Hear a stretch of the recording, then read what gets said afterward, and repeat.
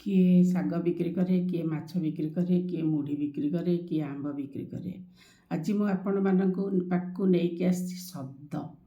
शब्द मनीष जीवन को रुद्धिमंत करे, शुद्ध करे, शिक्षा प्रदान करे।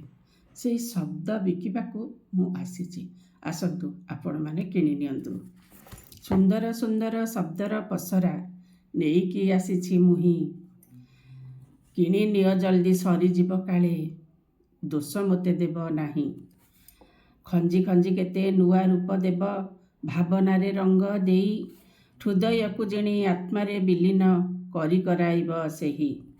शब्दर पाखुड़ा मेली जिबा परे बास चहटिब, केते बास चहटिब। जन मन को हरण करिब, केबे न हबेटी शेष। केते प्रेम गीति भक्तिर संगीत हाते होइब, हाते रचित होइब।